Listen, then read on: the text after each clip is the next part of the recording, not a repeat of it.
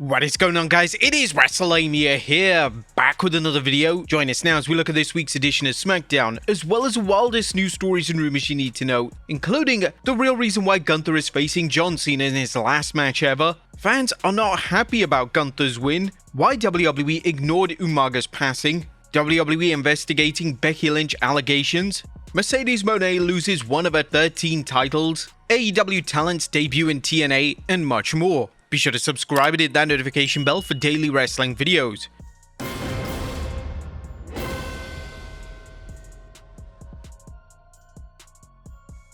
As always, we won't recap the show, but just look at the good, the bad, and the downright ugly. As always, we start off with the good, as number 1, a magnificent main event. Or was the last time is now tournament a waste of time? Well, that's a question fans will continue debating after some pointless and/or dull matchups. Nonetheless, there's no denying that last night's Gunther vs LA Knight match for the right to be John Cena's last opponent was exciting, and that they had the big fight feel fans expect in a main event. Number 2, the women's tag division gets momentum. Now, it's incredible how quickly WWE has picked up the pace for its women's tag team division, not only adding some prominent teams to the hunt for the women's tag team championship, but making storylines out of everyone involved. Whether this plays out in singles matches, tag matches, or backstage segments. Equally entertaining is how the WWE has spread these storylines across Raw and Smackdown, giving fans of the women's tag division a reason to tune into each brand and reminding them that the tag titles are defended on Raw, Smackdown, and NXT. Number 3, Hayes vs Dragunov, an instant classic. Now, is Carmelo Hayes finally getting the push fans have been expecting ever since he jumped to the main roster at 2024's WWE Draft? Although WWE fans know that success in NXT is no guarantee on the main roster, Hayes quickly impressed fans on SmackDown, only for WWE to put the brakes on appearances and any semblance of a push. But that's changed recently due to Hayes' excellent showing in the Last Time Is Now tournament, as well as last night's United States Championship challenge against Ilya Dragunov. Hayes looked way on his way to winning the title, and he might have won if it wasn't for interference from Tommaso Ciampa, angry that he hasn't received a US title shot yet. It was also a great little touch of Ilya Dragunov being angry that he won due to interference, as he is a babyface after all and a fighting champion who doesn't need any help. Just a nice little touch. Number 4, WWE finally building Wyatt 6 vs MFTs. The WWE finally pulled the trigger on the Wyatt 6 vs MFTs program, with Solo Sikoa insinuating that the Wyatt 6 have failed to carry on Bray Wyatt's legacy, a touchy subject and one WWE is likely to get backlash over. This led to a wild brawl between the two groups, and hopefully it will finally lead to a tag team title match, something fans have expected for weeks if not months. The only question now is whether the match is too little too late. Number 5, Alexa Bliss's big bout with Kairi Sane. Alexa Bliss vs Kairi Sane was a fantastic match and another example of how WWE is finally using its tag team division effectively.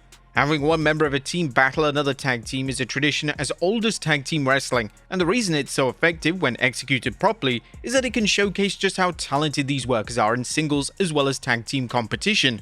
One of the downsides to all-star teams like Charlotte Flair and Alexa Bliss, or the Kabuki Warriors Asuka and Kairi Sane, is that sometimes it can stymie their singles run. Last night's matchup was a subtle reminder of what both women can do when they decide to renew their singles careers, and a fantastic hype for Saturday night's main event. A Saturday night's main event is just a week away. WWE did everything possible last night to hype its last big show of the year, even if it's not a PLE.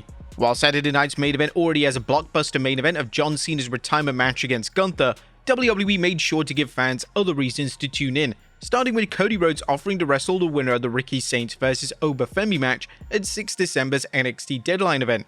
And also continuing with the announcement that Bayley will wrestle NXT superstar Sol Ruka, not Rucker, are we happy now? At Saturday night's main event.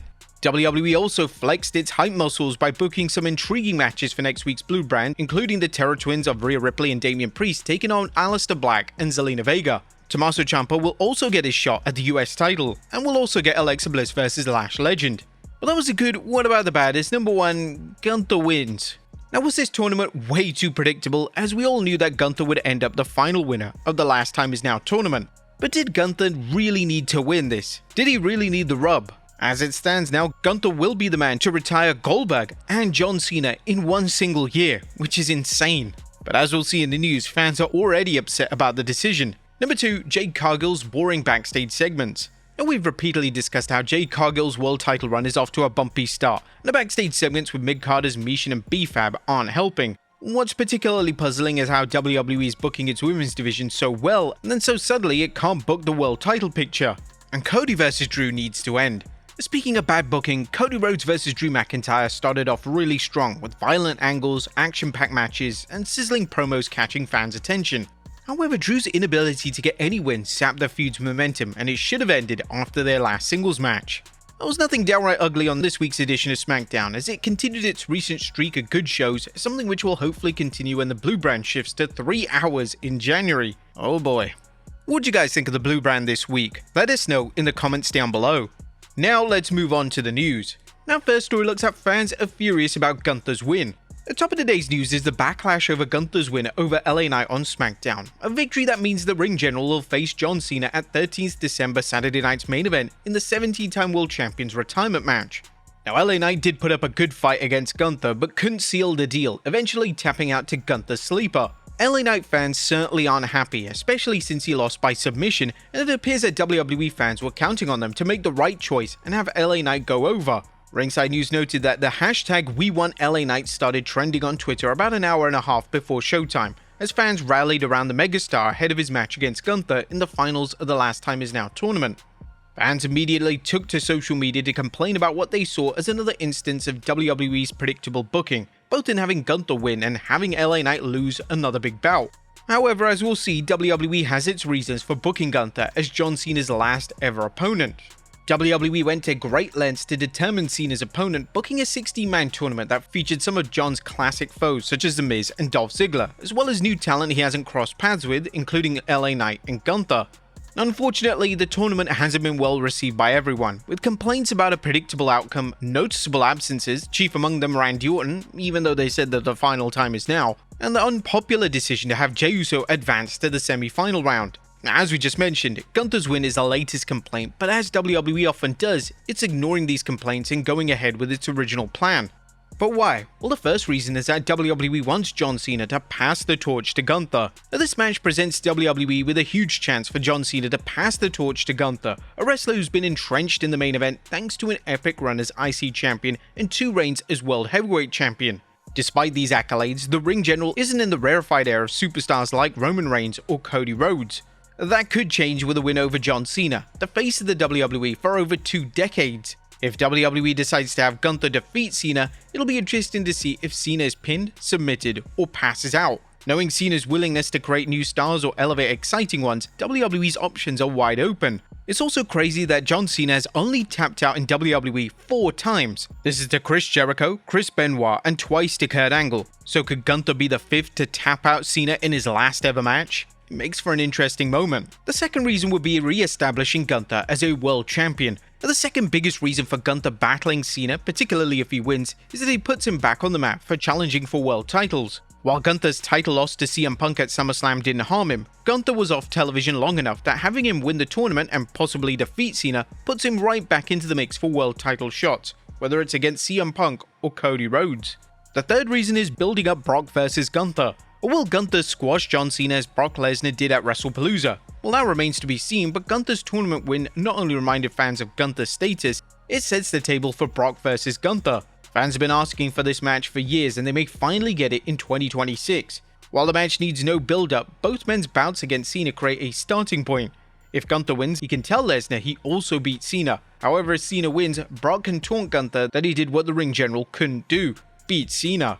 The fourth reason is Gunther is back in the mix. Now, we don't know if Gunther will be back in the world title picture, especially since he could be busy battling Brock Lesnar in 2026. But Gunther's win means he's a menace to anyone on the Raw roster, heel or babyface. WWE's recent booking of certain wrestlers as tweeners, including the Nia Jax Lash Legend tag team and Jade Cargill, suggests that Gunther could find himself battling heels and faces alike on the Red brand. This is an idea worth pursuing, as it's doubtful how effective Gunther would be as a face.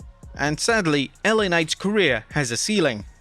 LA Knight is a textbook example of certain wrestlers' inability to break through the WWE's glass ceiling, regardless of their popularity.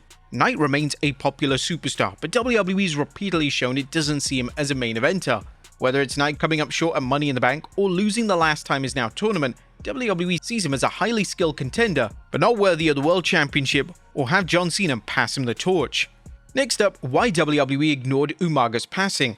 Umaga's son Zilla Fatu recently addressed this during an interview with former WWE superstar Maven.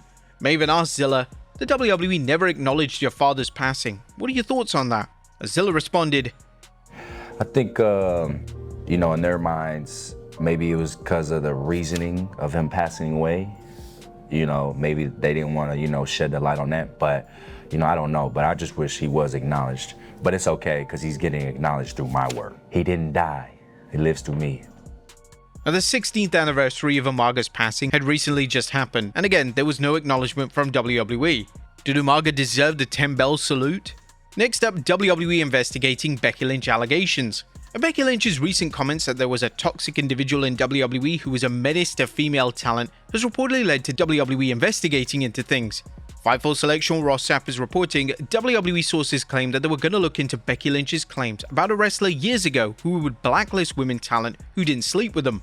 No talent that we heard from claimed to know who she was talking about specifically. We'll keep looking into it. However, some fans are skeptical of how much WWE will investigate, especially in light of past allegations of management looking the other way when wrestlers complained about predatory behavior, even though this was before WWE merged into TKO.